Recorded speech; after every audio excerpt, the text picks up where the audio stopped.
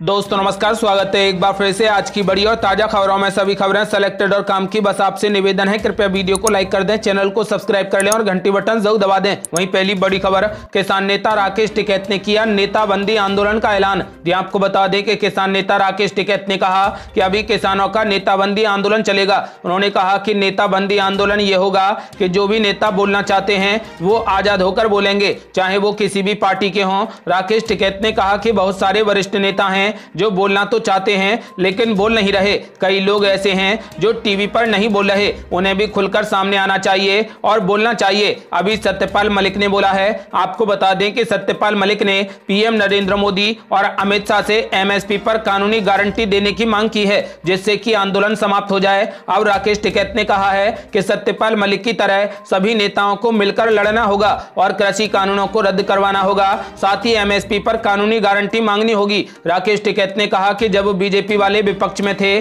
तब हमारे साथ थे, बीजेपी ने भी तब की सरकार को उखाड़ फेंकने में हमारी पूरी मदद ली थी। उन्होंने कहा कि अब इनकी सरकार आई है तो ये भी वही काम कर रहे हैं जो पिछली सरकारों ने किया। उन्होंने कहा कि 26 मार्च को भारत बंद होगा तो हम चिल्ला बॉर्डर भी बंद करेंगे, जो नोएडा को दिल्ली से जोड़ता है, वहां आंदोलन और तेज करेंगे। किसान नेता राकेश टिकैत ने कहा कि यदि जरूरत पड़ी तो हम चिल्ला बॉर्डर पर गाजीपुर बॉर्डर की तर्ज पर आंदोलन को शुरू कर देंगे। फिलहाल राकेश टिकैत ने नेताबंदी आंदोलन का ऐलान कर दिया है, साथ ही 26 मार्च को भारत बंद का भी ऐलान कर दिया। यदि आप भी किसान नेता राकेश टिकैत का खुला समर्थन करते हैं तो इस वीडियो को लाइक कर अपनी राय हमें कमेंट बॉक्स में जरूर दें।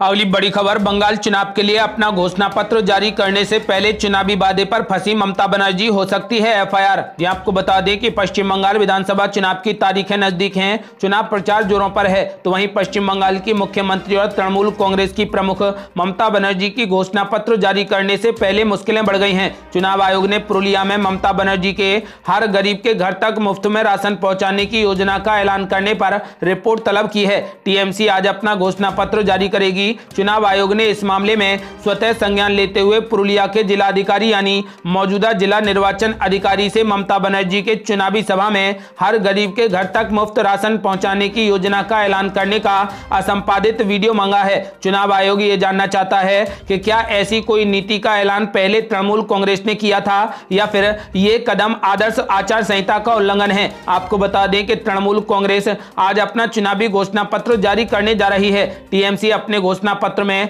सत्ता में आने पर हर गरीब के घर तक मुफ्त में राशन पहुंचाने की योजना का ऐलान कर सकती है। बता दें कि ममता बनर्जी ने सोमवार को पुरुलिया में अपनी सार्वजनिक रैली के दौरान कथित तौर पर यह घोषणा की थी। आपको बता दें कि इसी के चलते चुनाव आयोग ने अब ममता बनर्जी पर शिकंजा कस दिया है और उसका वीडियो फुटेज मांगा है। यदि ऐसा हुआ तो यह आदर्श आचार संहिता का उल्लंघन होगा और ममता बनर्जी पर एफआईआर दर्ज की जाएगी। अगली बड़ी खबर, पश्चिम बंगाल चुनाव में मुख्यमंत्री ममता बनर्जी का अमित शाह और पीएम मोदी पर तगड़ा हमला, बोली घायल शेरनी होती है ज्यादा खतरनाक। ये आपको बता दें कि केंद्र सरकार पर आक्रामक रुख अख्तियार करते हुए पश्चिम बंगाल की मुख्यमंत्री ममता बनर्जी ने कहा कि भाजपा साजिश रच रही है और यदि वो सत्ता में आई तो लोगों की आवाज को दबा देगी। मेजिया में व्हील चेयर पर एक जनसभा को संबोधित करते हुए ममता बनर्जी ने गंभीर आरोप लगाते हुए कहा कि भाजपा नेता की सभाओं में भीड़ नहीं जुटने पर वो लोगों को पैसे देकर बुलाती है। उन्होंने अपने जुझारूपन को दिखाते हुए कहा कि घायल शेरनी ज्यादा खतरनाक होती है। टीएमसी सुप्रीमो ने कहा कि मैं अपनी लड़ाई जारी रखूंगी और भाजपा को 27 मार्च को खेला करना पड़ेगा। मैं अपनी बेटियों और माताओं की मदद से एक ही पैर से खेलूंगी। लोगों की सहानुभूति जुटाने के लिए ममता दीदी ने कहा कि भाजपा चाहे जितना भी मुझे प्रताड़ित कर ले, मुझे कोई परवाह नहीं है, जो मुझसे टकराएगा वो चूर चूर हो जाएगा। अमित शाह पर निशाना साधते हुए ममता दीदी ने कहा कि उनकी सभाओं में भीड़ नहीं जुटने के कारण वो पूरे तरीके से हताश हैं और टीएमसी नेताओं को परेशान करने के लिए बड़ी साजिश रच रहे हैं। वो हमें सीबीआई और ईडी का डर दिखाकर डरा नहीं सकते। पिछले हफ्ते नंदीग्राम में घायल होने का जिक्र करते हुए उन्होंने कहा कि कोई भी जख्म उन्हें टीएमसी को जीत दिलाने से नहीं रोक सकता। आपको बता दें कि उन्होंने पीएम नरेंद्र मोदी और अमित शाह को कड़ी चुनौती दी है और कहा है कि पश्चिम बंगाल में टीएमसी की ही सरकार बनेगी। यदि आप भी चाहते हैं कि बंगाल में टीएमसी की सरकार बने तो इस वीडियो को लाइक कर अपनी राय हमें कमेंट बॉक्स में जरूर दें।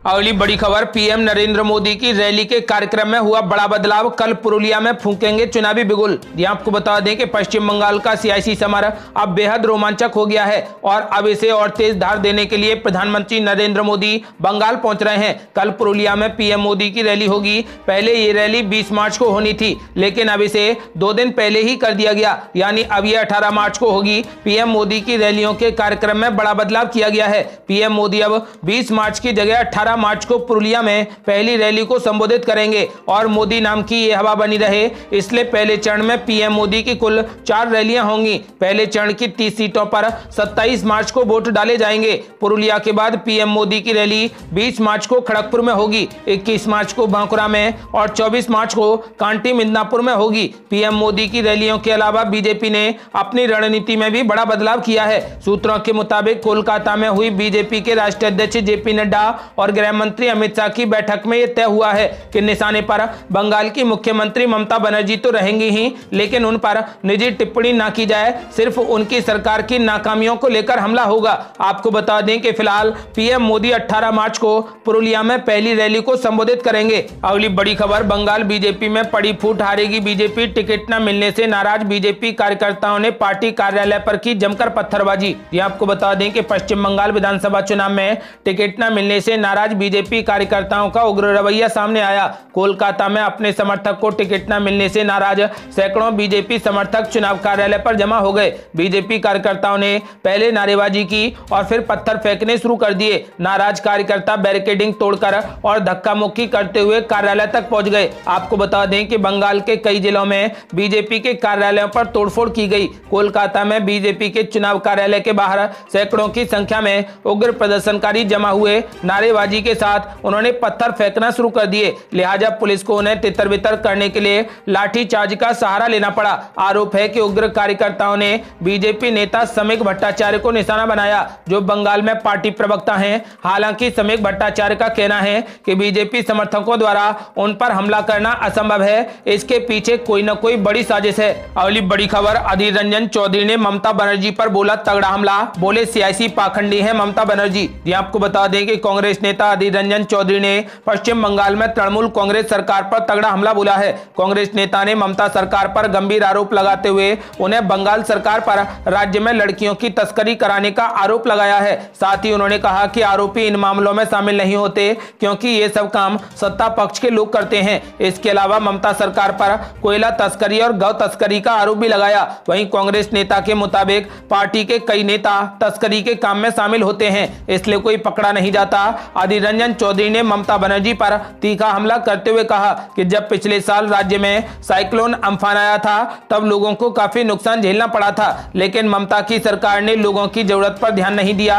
अधीर रंजन चौधरी ने आगे कहा कि बंगाल में लड़कियों को तस्करी करने के लिए मजबूर किया जाता है। अधीर रंजन चौधरी ने कहा कि राज्य में विधानसभा चुनावों से पहले जनता की सहानुभूति हासिल करने के लिए मुख्यमंत्री सियासी पाखंड कर रही हैं और ये सब नौटंकी का सहारा ले रहे हैं। आपको बता दें कि अधीर रंजन चौधरी ने साफ कहा कि इस बार ममता की नौटंकी नहीं चलेगी। अगली बड़ी खबर, ममता बनर्जी का झारग्राम की रैली में बड़ा ऐलान, बोली राज्य में बिल्कुल फ्री में लगाई जाएगी कोरोना की वैक्सीन। ये आपको बता दें कि पश्चिम बंगाल में विधानसभा चुनाव को लेकर सियासी घमासान जारी है। बीजेपी हो या फिर टीएमसी, सभी पार्टियों द्वारा वोटरों को लुभाने के लिए बड़े बड़े वादे किए जा रहे हैं। इसी कड़ी में आज झारग्राम रैली के दौरान मुख्यमंत्री ममता बनर्जी ने भी कोरोना वैक्सीन को बंगाल में बिल्कुल फ्री में लगाने का ऐलान किया है। बता दें कि ममता बनर्जी ने झारग्राम की एक रैली में ऐलान किया है कि बंगाल में लोगों को कोरोना की वैक्सीन मुफ्त में लगाई जाएगी। टीएमसी प्रमुख ममता बनर्जी ने पीएम मोदी पर निशाना साधते हुए कहा कि नरेंद्र मोदी ने चुनाव के दौरान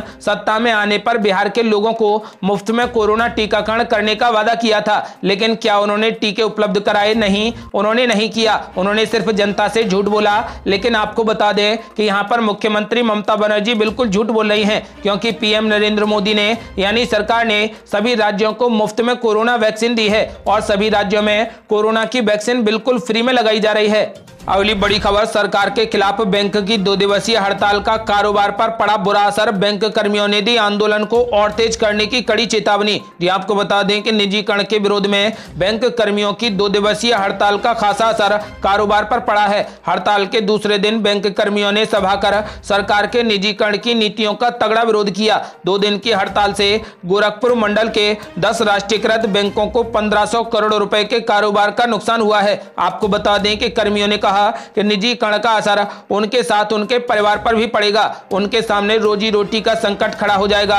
इसके साथ ही आने वाले समय में बैंकों के निजीकरण की वजह से रोजगार की तलाश में बैंक की परीक्षाओं की तैयारी करने वाले युवाओं को भी बड़ा झटका लगेगा।